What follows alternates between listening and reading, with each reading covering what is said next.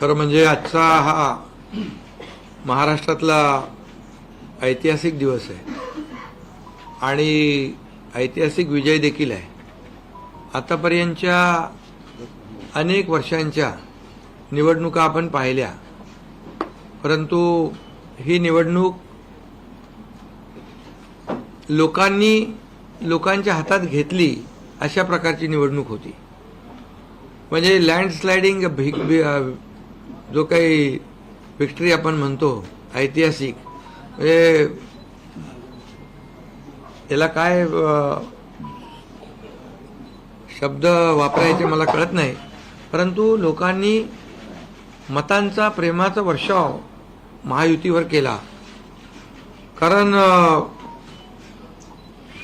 लाडकी बहीण असेल, लाडका भाऊ असेल, लाडका शेतकरी असेल, एकंदरीत सगळ्याच घटकातल्या लोकांनी यावेळेस महायुतीवर प्रेम दाखवलं आणि त्यामुळे मी सगळ्या मतदारांना मनापासून धन्यवाद देतो आणि त्यांना एवढ्या मोठ्या ऐतिहासिक विजयासाठी साष्टांग दंडवत घातला पाहिजे अशा प्रकारचं काम मतदारांनी केलेलं आहे। खरं म्हणजे गेल्या 2-2.25 वर्षामध्ये मी, देवेंद्रजी, अजितदादा, आम्ही जे काम केलं या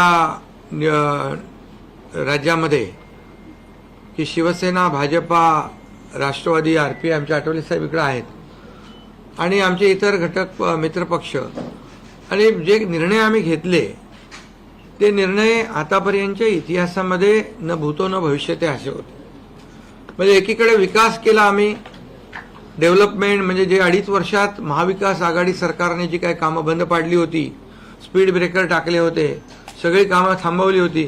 तुमच्या काळातली जी कामं, जसं महाविकास आघाडीचं सरकार 2019ला आलं त्यानंतर ती सगळी कामं बंद पाडली, त्याला स्टे दिले आणि ते स्टे आम्ही सगळे काढले आणि कामं सुरू झाली। मग अटल सेतू झाला, समृद्धी झाला, आपला कोस्टल झाला आणि मेट्रो झाली, कारशेड झालं आणि मोदी साहेबांच्या शुभ हस्ते त्याचं आम्ही उद्घाटनही करू शकलो। ज्याचं भूमिपूजन मोदी साहेबांनी केलं त्याचं उद्घाटन करण्याचे भाग्य आम्हाला मिळालं आणि त्यामुळे कामाला आम्ही प्राथमिकता दिली, विकासाला आम्ही प्राधान्य दिलं आणि आम्ही त्यामध्ये एकच डोळ्यासमोर ठेवलं की या राज्याचा सर्वांगीण विकास, आणि राज्याचा सर्वांगीण विकास करत असताना सर्व घटकांना आम्ही समोर ठेवलं आणि पाहिलं की जे 2.5 वर्षामध्ये जी कामं त्यांनी थांबवलेली आणि 2.5 वर्ष त्यांनी जे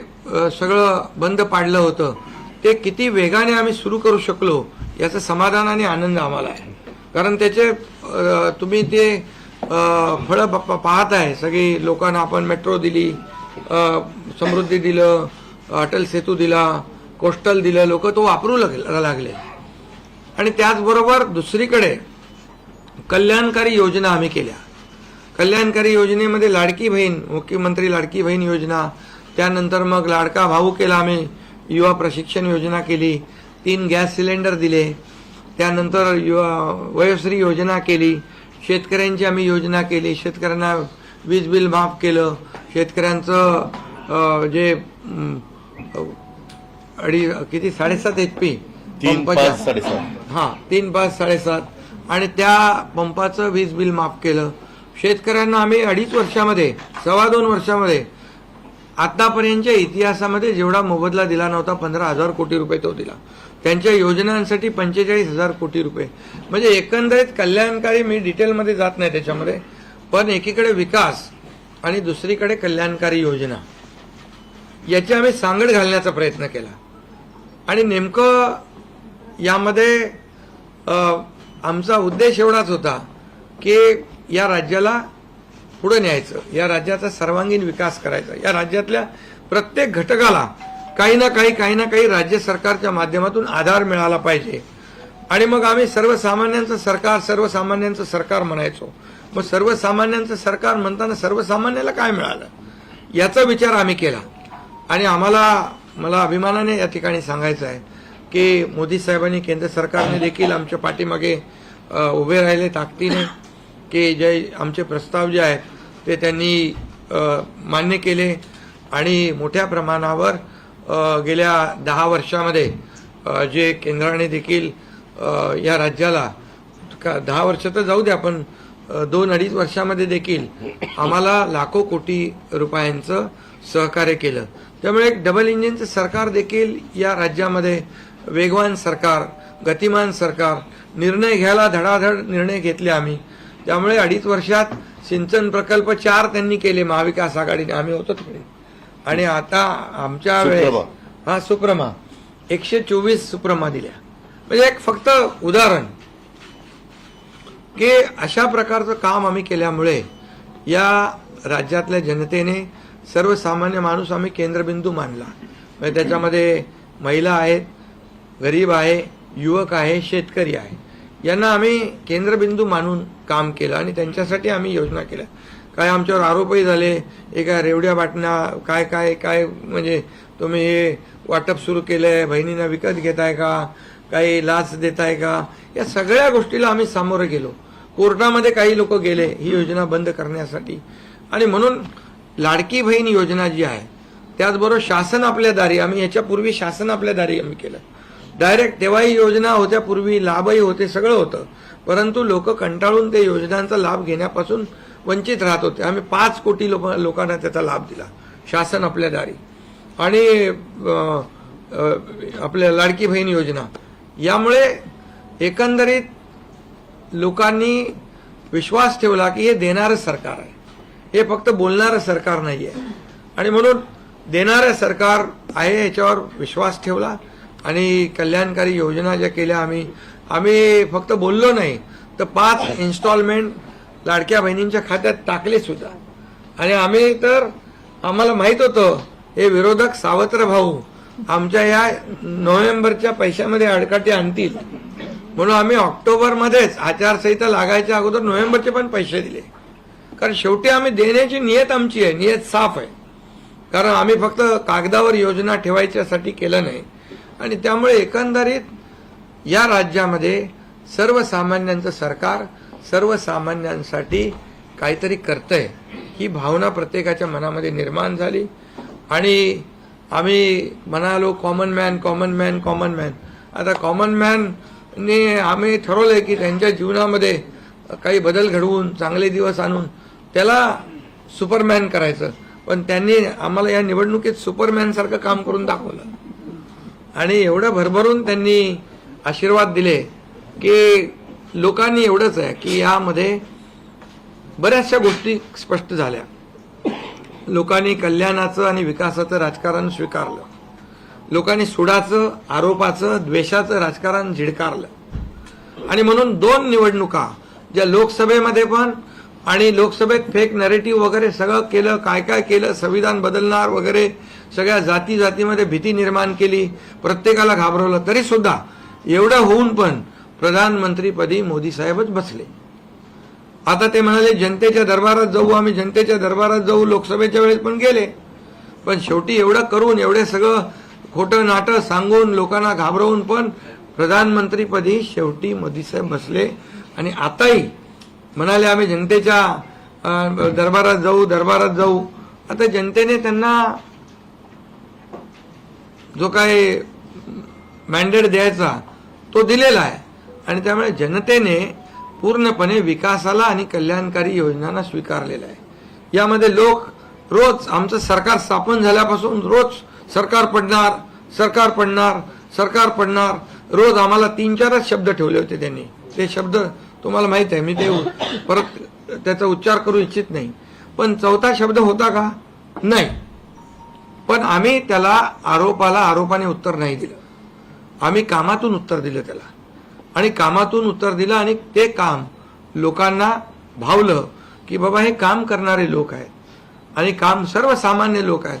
मी स्वतःला काय समजायचो, सीएम म्हणजे चीफ मिनिस्टर, मी म्हणायचो कॉमन मॅन आहे.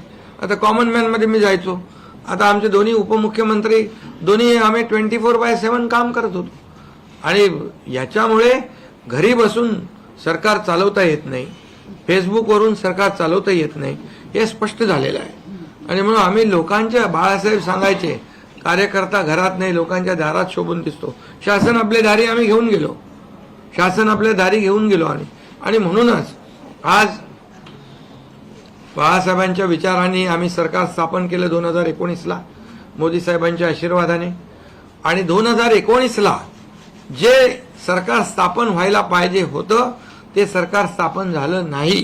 ते लोकांनी बरोबर लक्षात ठेवलेलं आहे, लोक ते विसरलेले नाहीत. आणि म्हणून या निवडणुकीत देखील कोण कुठल्या पक्षाचा, आता तुमचा कुठला पक्ष आहे? तुमचा राष्ट्रवादी. आता तो कोणाचा आहे ते लोकांनी ठरवलं. आणि शिवसेना कोणाची तेही ठरवलं. आणि लोकांनी ते ठरवलं.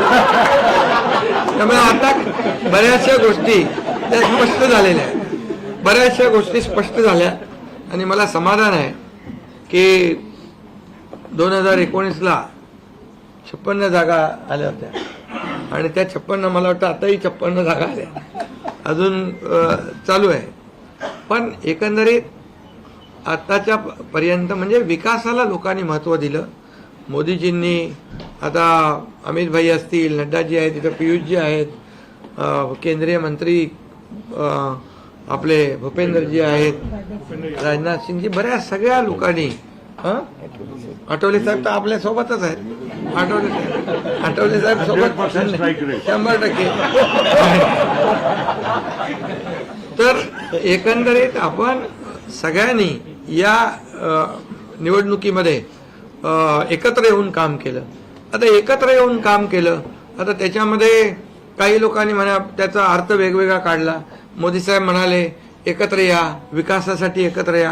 आता लोकांना आवाहन केलं, जसं आम्ही काय त्याच्यामध्ये जातीपाती धर्माचा उल्लेख केला नाही, पण मतदानासाठी एकत्र या, विकासासाठी एकत्र या, या राज्याला पुढे घेऊन जाण्यासाठी एकत्र या, असं आवाहन करणं काय चुकीचं आहे. आणि लोकांनी ते एकत्र येऊन एकजुटीचं दर्शन या निवडणुकीमध्ये घडवलं. आणि मतांची टक्केवारी वाढली, मतदानाची टक्केवारी वाढली, महिलांच्या, आमच्या लाडक्या बहिणींच्या टक्केवारी वाढली. आतापर्यंत महिलांचं टक्केवारी कमी असायची पुरुषांपेक्षा, पण यावेळेस ती टक्केवारी जास्त आहे. आणि म्हणून लाडक्या बहिणी आमच्या ज्या आहेत त्या लाडक्या बहिणींनी सावत्र भावांना चांगला जोडा दाखवलेला आहे. आणि आम्ही म्हणायचो ना, खोडा घालणाऱ्यांना जोडा दाखवा. तर एकंदरीत ही निवडणूक जी आहे, ही निवडणूक विकासाच्या अजेंड्यावर, कल्याणकारी योजनांच्या ह्याच्यावर आणि जे विचार आहेत, आज आमचे शिवसेना म्हणून बाळासाहेबांचे विचार आहेत, दिघे साहेबांची शिकवण, मोदीजींची जे काही जो त्यांचा सपोर्ट आहे, केंद्राचा सपोर्ट आहे, या सगळ्या गोष्टी ज्या आहेत या निवडणुकीमध्ये कामी आले. शेवटी लोकांना काय पाहिजे? लोकांना शिव्याशाप नको आहे, लोकांना आरोप प्रत्यारोप नको आहे, लोकांना सुडाचं राजकारण नको आहे.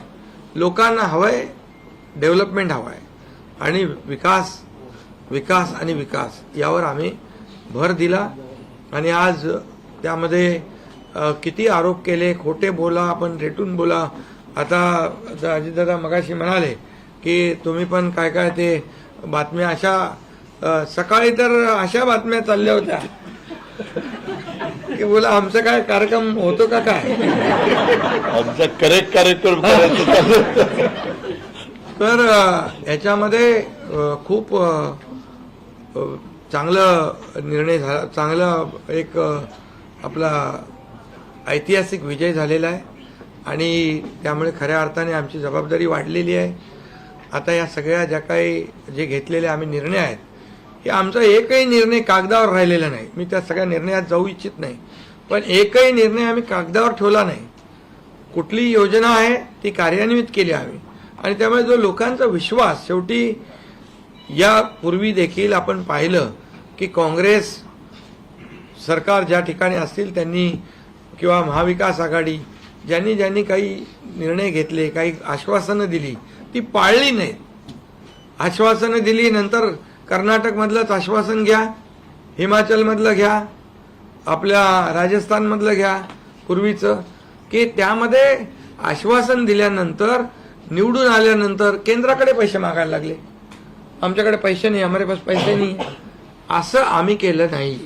आम्ही जे बोललो, आमची हातपाय काय म्हणतो त्याला, पांघरून पाहून आम्ही ते आम्ही अंतरून पाहून पाय पसरले आणि ज्या योजना आम्ही केल्या या योजनांचं पूर्णपणे त्याच्यामध्ये कुठलीही योजना बंद होणार नाही याची आम्ही काळजी घेतली. सगळे नियम आम्ही पाळले, सगळ्या RBIच्या केंद्र सरकारच्या गाईडलाईन आम्ही पाळल्या, कुठलंही व्हायलेशन आम्ही केलं नाही.